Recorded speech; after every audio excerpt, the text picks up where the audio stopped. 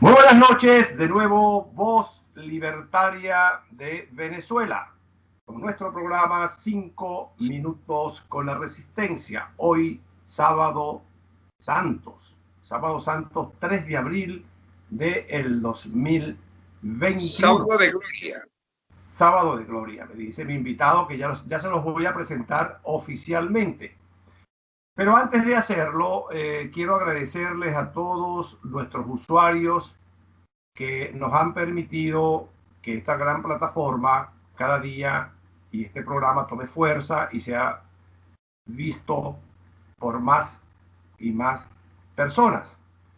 Y aprovechar, como hago siempre, de convocar a todos aquellos que no se han suscrito, que por favor lo hagan a través de la campanita y les recuerdo que es totalmente gratuito.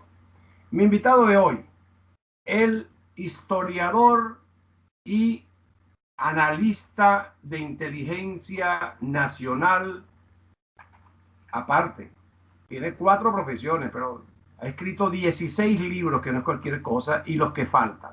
Se trata de José Eduardo Guzmán Pérez, a quien tengo el honor de nuevo de tenerlo aquí, porque esta semana se lo he dedicado exclusivamente al tema de Colombia y el tema del COVID en Venezuela. Pero ¿quién más que él para que nos hable, que ha sido toda su vida en su carrera profesional, experto en inteligencia? Bienvenido, José Eduardo Guzmán Pérez, a 5 minutos con la resistencia.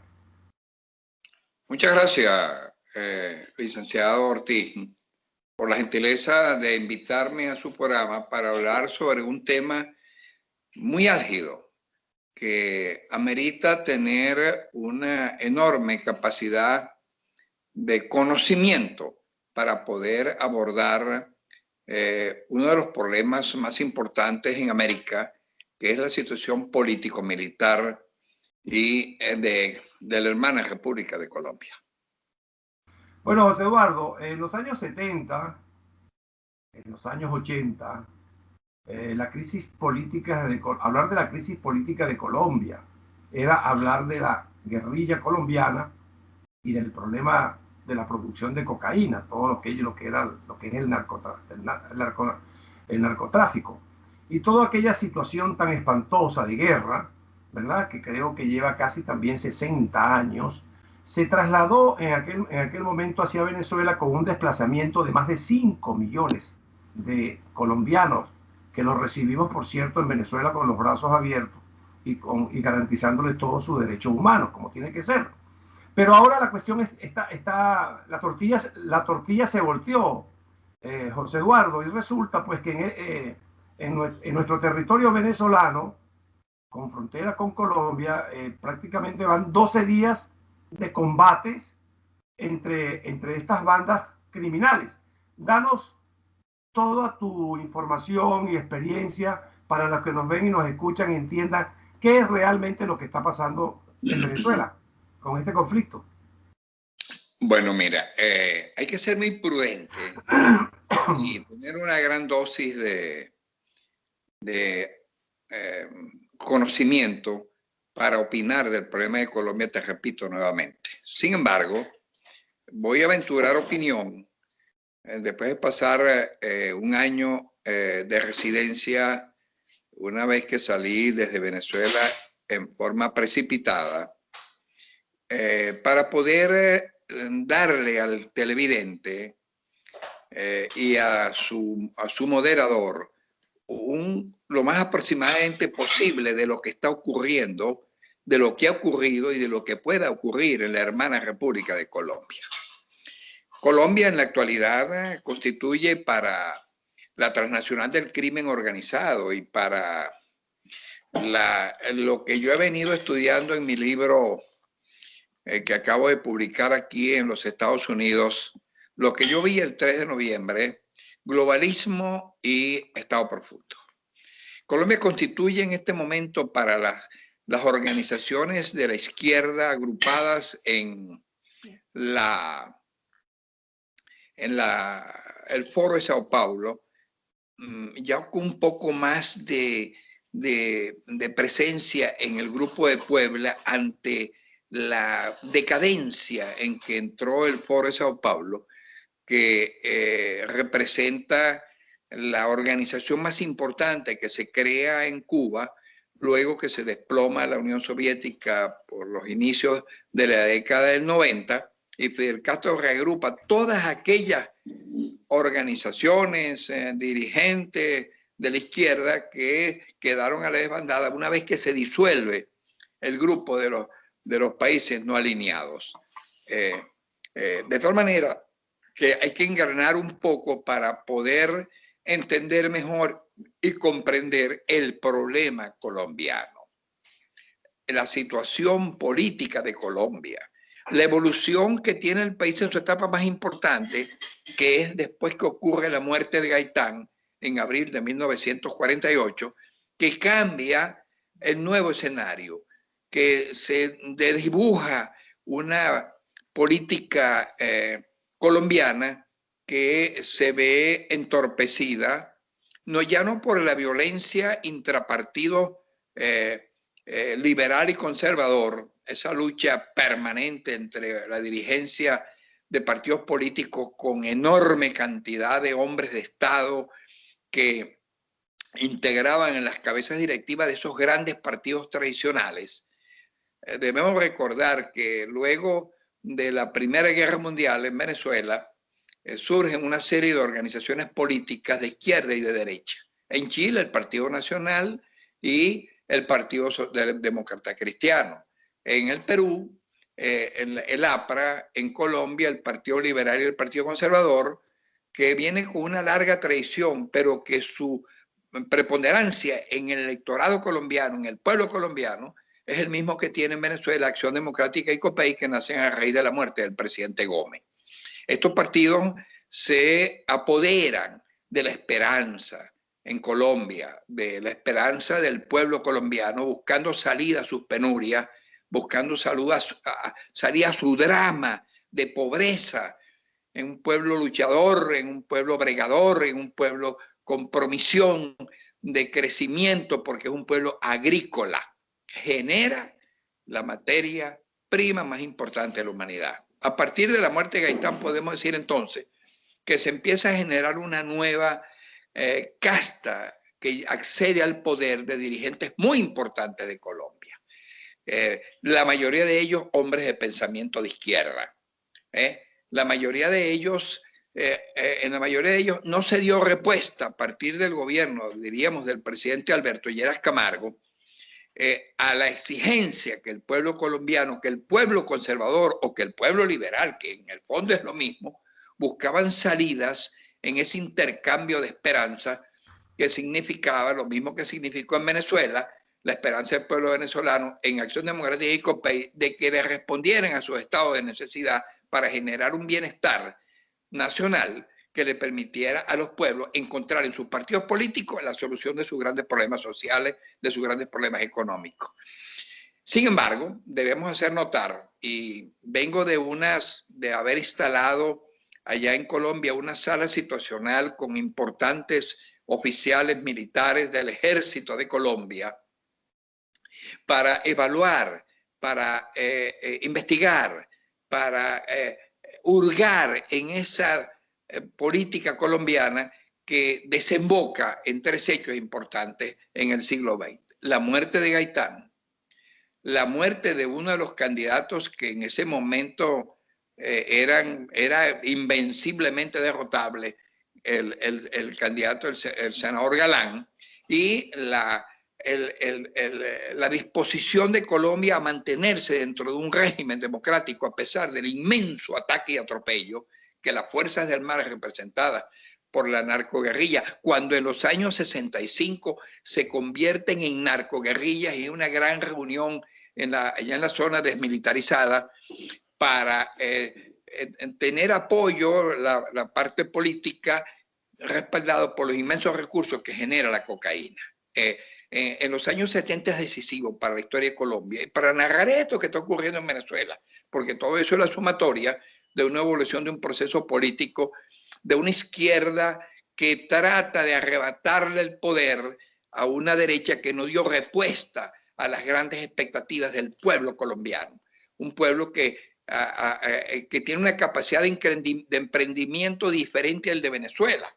Nosotros somos una sociedad que vive del petróleo. El pueblo de Colombia vive de su trabajo y el Estado de Colombia, óigame, el pueblo no vive del Estado en Colombia. El Estado vive del crecimiento económico en su agricultura del café, en su agricultura de los productos lácteos, y se convirtió en lo que dentro del Acuerdo de Cartagena, en la decisión 24, en el más importante Estado que sostenía y que nos mantenía vivos y nos mataba el hambre a los venezolanos. A ver, de tal manera José Eduardo, una pregunta. ¿Cuándo empieza entonces a matrimoniarse esa narcoguerrilla con Hugo Chávez Frías y por supuesto se consolida con Nicolás Maduro? No, mira, no. El acuerdo de la narcoguerrilla con los productores de cocaína, Leder, Rodrigo Ochoa, Rodrigo Orihuela y el más grande de todos los capos que fue Pablo Escobar Gaviria, se reúnen, y esto es histórico, en la zona desmilitarizada del Caguán, con un personaje siniestro que es el hombre que está promoviendo el Estado profundo y el globalismo, que se llama George Soros, un húngaro multimillonario que ha venido manejando en los últimos 50 años todo el dinero que produce lo que en Colombia llaman la mercadería de la merca, que es el polvo maldito blanco. Soros se compromete en una reunión a la cual la permite el gobierno de Colombia de la época para reunirse con estos capos de la droga y manejar los recursos. Esos recursos se calculan que entre 1972-73, que se produce la reunión de George Soros, están en el orden de los 260.000 millones de dólares. Dinero que son utilizados por Soros para especular bancariamente en la Bolsa de Londres y para crear una infraestructura de servicios de hoteles calculado en unos 70, 80 hoteles en las Islas Baleares, en República Dominicana, en México, allá en las zonas más importantes turísticas de México, en los Estados Unidos, en España, óigame, y en Francia. De tal manera que ese dinero producto del comercio de la droga está invertido, está lavado en grandes cadenas de hoteles, y para eso las FARC disponen de una oficina en los Países Bajos para administrar esos inmensos recursos que entran. Pero la situación se agrava cuando en este momento electoral de Colombia, que es quizás el más importante en el siglo XX, por las características que rodean y caracterizan ese proceso electoral, un país sin liderazgo en la izquierda, sin liderazgo en la derecha. En la izquierda, porque los que pretenden ser los líderes fundamentales, que son los senadores Cepeda, Petro y la excongresista Piedad Córdoba y la actual alcaldesa de Colombia, Claudia López, no representan el sentimiento del pueblo de Colombia porque los rechaza por los grandes crímenes que cometieron, por los grandes delitos contra los derechos humanos, por haber masacrado 230.000 colombianos humildes, trabajadores del pueblo, y haber creado en Colombia un Estado en una situación de criminalidad atroz como nunca se había visto, salvo la que hizo Stalin en la Unión Soviética, que mató también, pero aquel 220 millones de rusos para instalarse en el poder. Cuando el presidente Uribe llega al poder, la situación cambia. El presidente Uribe realmente sí enfrenta la narcoguerrilla que tenía un país desarticulado. Usted no podía circular por Colombia porque los retenes que existían en las principales vías colombianas eran no del ejército, sino de la FARC, de los helenos y de la FARC, Ejército del Pueblo. El presidente Uribe, considerado hoy día como uno de los grandes estadistas de Colombia, dota al ejército de lo suficiente material de guerra, del suficiente mejoramiento de la capacidad de reacción y de zafarrancho de combate del ejército, y enfrenta a la guerrilla. Y necesita indudablemente de apoyo, porque nosotros somos pueblos que no tenemos la tecnología en guerra tercera y cuarta generación. Acuden a los Estados Unidos y un embajador importantísimo que estaba en Venezuela, que se conoce en el mundo de la diplomacia como el diablo, que fue embajador en Venezuela, que fue embajador en Colombia, que fue embajador en Brasil y que viene de la DEA, monta el Plan Colombia. Con esa colaboración con sistemas de comunicaciones y transmisiones, se ven obligados a montarlo porque el gobierno de Hugo Chávez dotó a la guerrilla a la narcoguerrilla colombiana de 4 elementos que no carecía: comunicaciones y transmisiones satelitales, logística de intendencia clase 1, que es ropa, dotación de armamentos de última generación, y le permite a las guerrillas colombianas trasladarse a Venezuela como patio de maniobra cuando piden las Naciones Unidas que se reconozca a la FARC y a los helenos como un ejército regular. Bueno, esa situación comienza a caldearse la Colombia cuando desde Venezuela se empieza a montar todo un aparato, toda una estructura, toda una táctica, toda una estrategia operacional para apoderarse de Colombia, porque tiene más debilidades que fortalezas que le pueden permitir a una izquierda que está desunida. Las distintas corrientes de la izquierda que existen en Colombia, unas lideradas por Petro, que es uno de los asesinos más grandes que ha tenido Colombia, llevado a senador luego de la que se logró la falsa paz a través de la Junta Especial de Paz en La Habana, que fue un acuerdo entre uno de los presidentes que más daño le ha hecho a Colombia, que pareciera mentira de que un hombre de la cultura, que un hombre que fue la confianza y la mano derecha ejecutora hasta llevarlo al Ministerio de la Defensa, como fue Juan Manuel Santos, le diera impulso a todas estas corrientes criminales y organizaciones criminales que, mezcladas con la droga, con la fabricación de cocaína, empezaron a comercializar con Venezuela y empezaron a tener varias características. Vamos con la primera. La izquierda de Colombia tiene el poder judicial en la mano, tiene las armas, tiene invadidos los sectores vulnerables de grandes estudiosos y difusores de la política del neocomunismo venezolanos.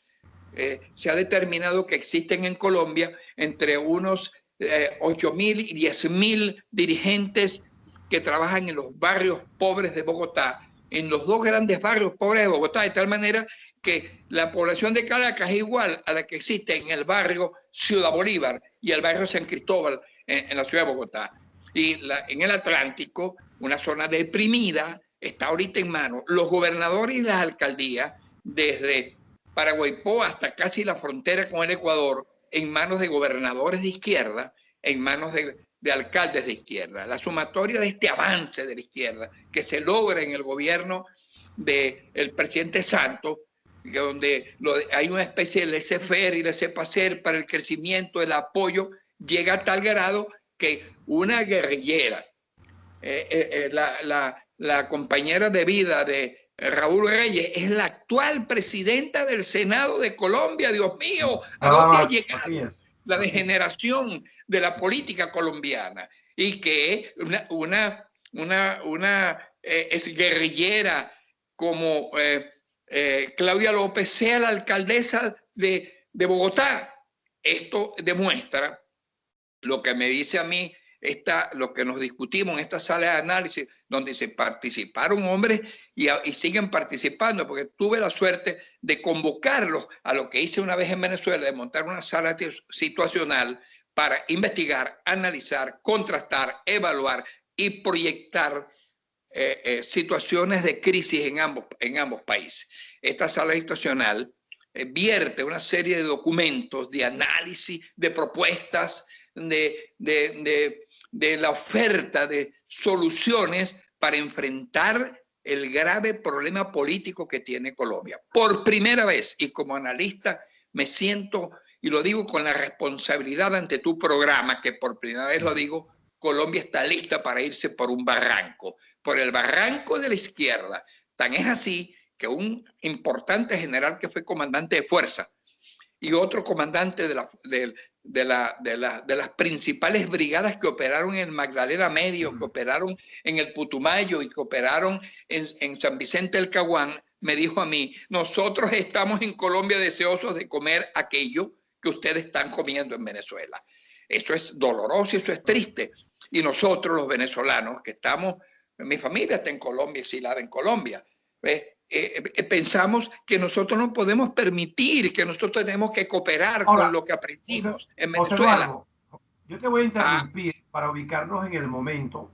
Entonces pudiéramos interpretar, como lo he conversado con algunos invitados de esta semana, de que toda esta guerra en el territorio nuestro, hay analistas que también son profesionales como tú, que están indicando que esto es una ofensiva del Grupo de Puebla para avanzar de cara a tomar Colombia en las próximas elecciones del 2022. Ok, mira, el 25 de julio del 2019 hasta el 28 de julio se reunió en Caracas la 25 Asamblea de del Foro de Sao Paulo.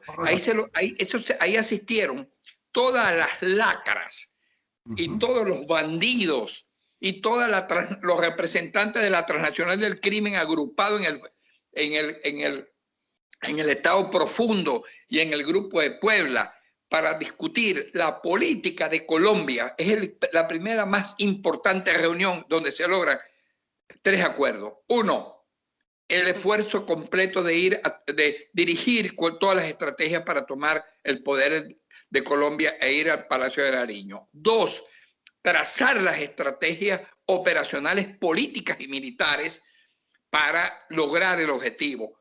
4, reforzar desde Venezuela todos los planes de todo género, de toda naturaleza, de todo orden y de toda capacidad de organización y de facilidades para el desarrollo operacional, para reforzar a la izquierda, indiferentemente de quién sea el candidato, que tenemos la certeza que va a ser Petro, por muchas razones.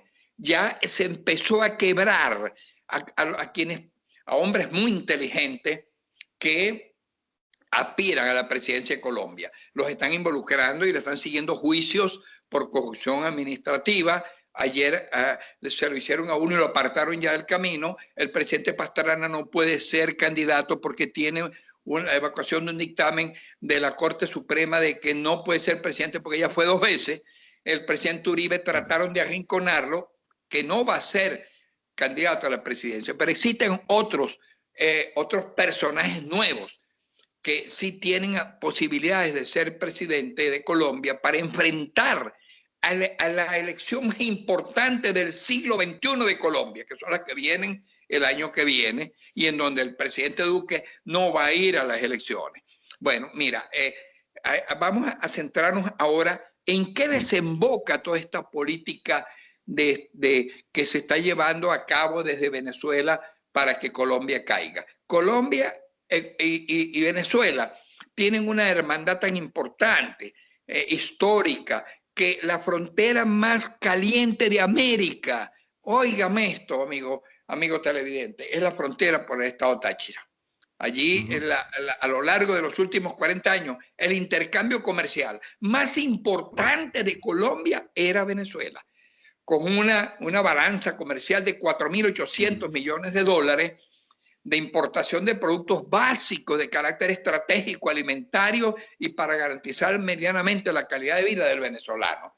Bueno, eso se logra por un acuerdo con la Comunidad Andina de Naciones, en el cual yo participé en los trabajos muy joven para que se lograra el acuerdo de Cartagena y se firmara la decisión 24. Cuando Chávez llega, ¿qué hace? 2 cosas.